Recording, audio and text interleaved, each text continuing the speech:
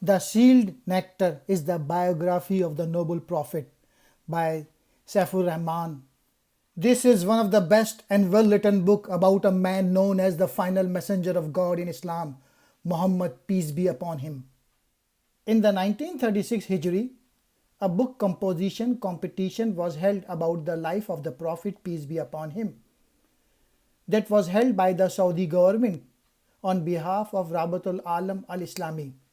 Out of the 1,182 participants who participated in the competition, this book won the first prize.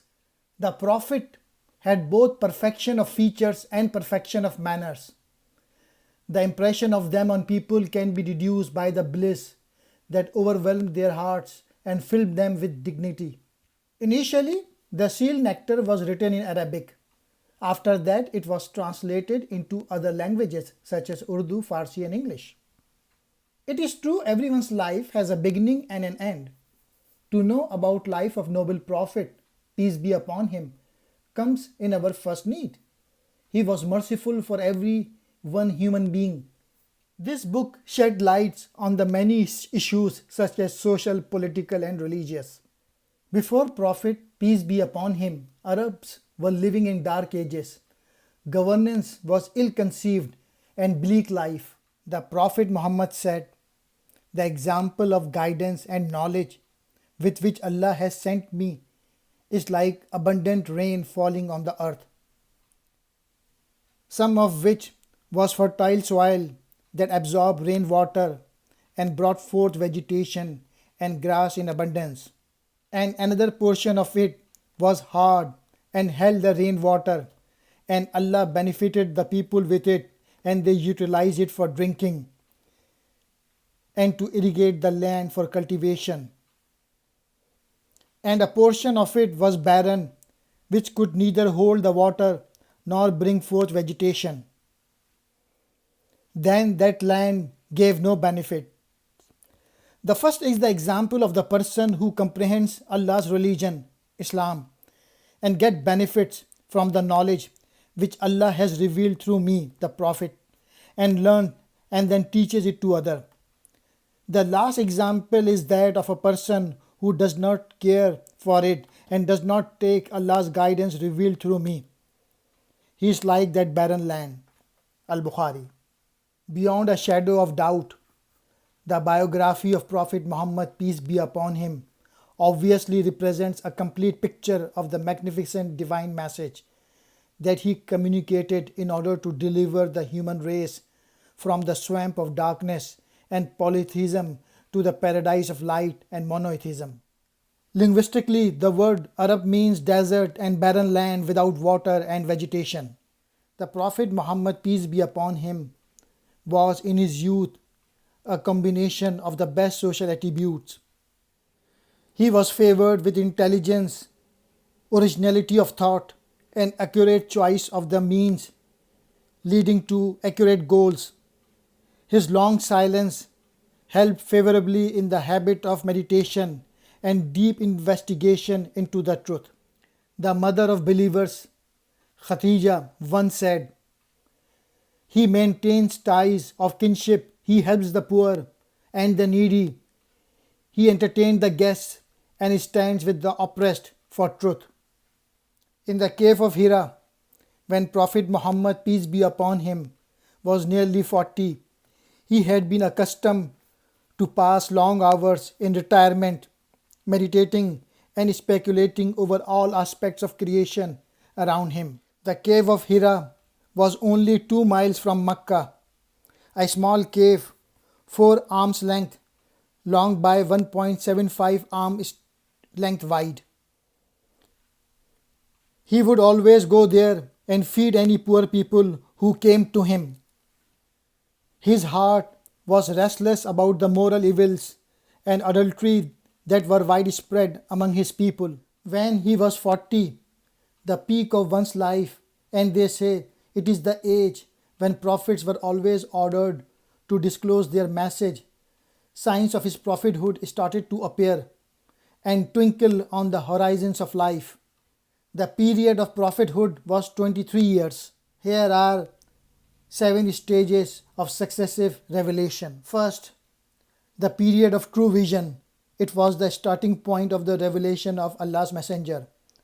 The second, what the angel invisibly cast in the Prophet's mind and heart without being seen. The third, the angel used to visit Allah's Messenger, peace be upon him, in the form of human being and would speak to him directly. The fourth, the angel came to him like the toll of a bell, and this was the most difficult form because the angel used to seize him firmly, and sweat would stream from his forehead even on the coldest day. The fifth, the Prophet, peace be upon him, saw the angel in his actual form.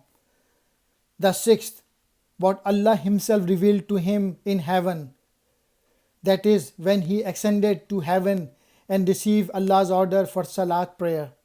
The seventh, Allah's word to His Messenger, peace be upon him, at first hand, without the mediation of an angel.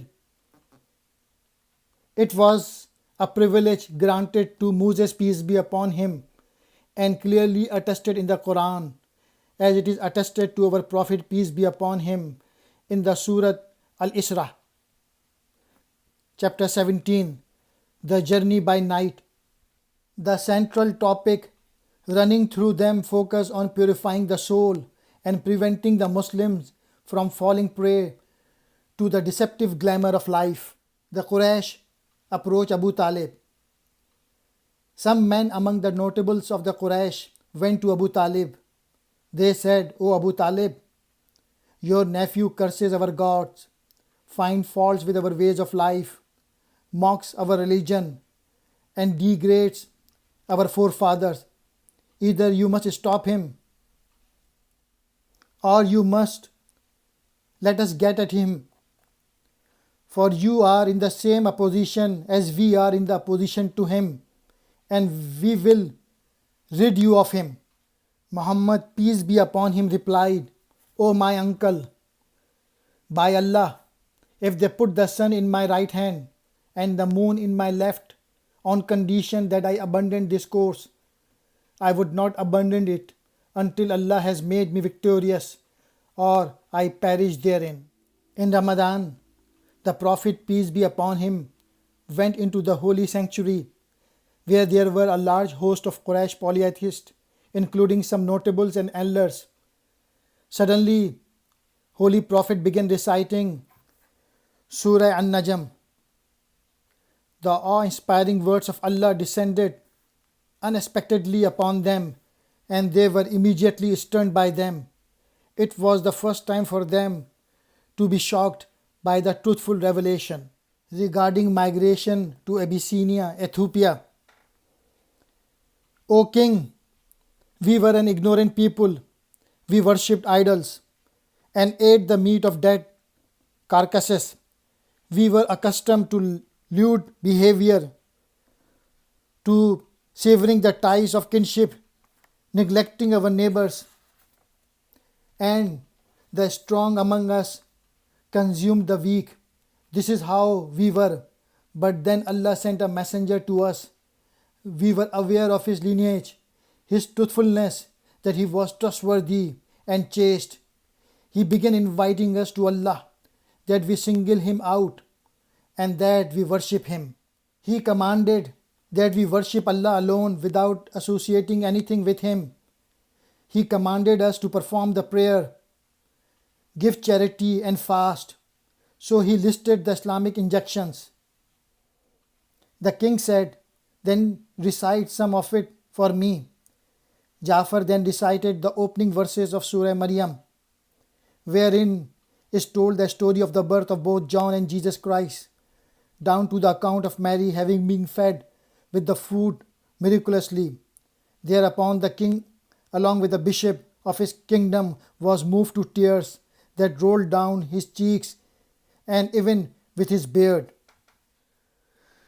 The king said, "I am afraid I cannot give you back these refugees. They are free to live and worship in my kingdom as they please." Another significant addition to the strength of Islam was the conversion of Umar bin Al-Khattab, the 6th year of prophethood. 3 days following the conversion of Hamza,